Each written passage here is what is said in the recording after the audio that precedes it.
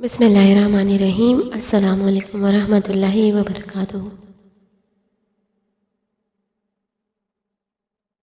انا للہ و انا الیہ راجعون۔ ہم یقیناً اللہ ہی کے ہیں اور ہم یقیناً اسی کی طرف لوٹ کر جانے والے ہیں۔ نبی کریم صلی اللہ علیہ وآلہ وسلم کی زوجہ ام سلمہ بیان کرتی ہیں کہ میں نے آپ سے سن رکھا تھا کہ جو کوئی مصیبت میں گرفتار ہو جائے اور اس پر انا للہ و انا الیہ راجعون پڑھے اور اس کے بعد یہ کلمات کہے، اللہم اجرنی فی مصیبتی واخلف لی خیرا منہا، کہ اے اللہ مجھے میری اس مصیبت میں بھی اجر عطا فرما اور کھو جانے والی نعمت سے اچھی نعمت عطا فرما، تو اللہ اس مصیبت میں اس کو اجر اور اس نعمت سے اچھی نعمت عطا فرماتے ہیں۔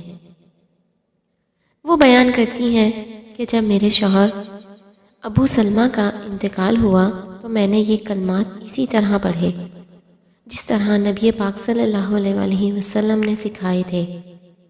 چنانچہ اللہ نے مجھے رسول اللہ صلی اللہ علیہ وآلہ وسلم کی صورت میں ابو سلمہ سے بھی اچھا بدلہ عطا فرمایا۔ لیکن ہم میں سے اکثر لوگ اس دعا کو اپنے جاننے والوں عزیز رشتہ داروں کی وفات اور انتقال پر پڑھتے ہیں، اور بہت کم لوگ یہ جانتے ہیں کہ یہ دعا مصیبت کے وقت بھی پڑھی جاتی ہے۔ ہر طرح کی مصیبت کے وقت اس دعا کو پڑھنا نبی پاک صلی اللہ علیہ وآلہ وسلم کی حدیث سے ثابت ہے۔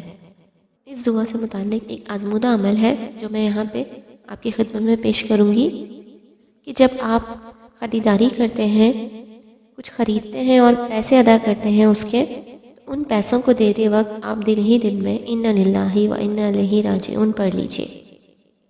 جب آپ وہ پڑھ لیں گے تو اس قیمت کی آپ کو اللہ کی طرف سے دگنی قیمت عطا کی جائے گی انشاءاللہ، یعنی بہترین اجر عطا فرمائے گا اللہ تعالیٰ۔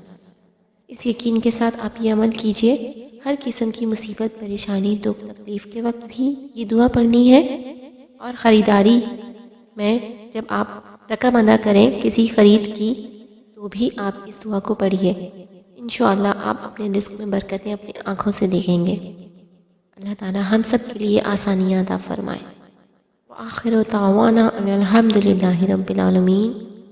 السلام علیکم ورحمۃ اللہ وبرکاتہ۔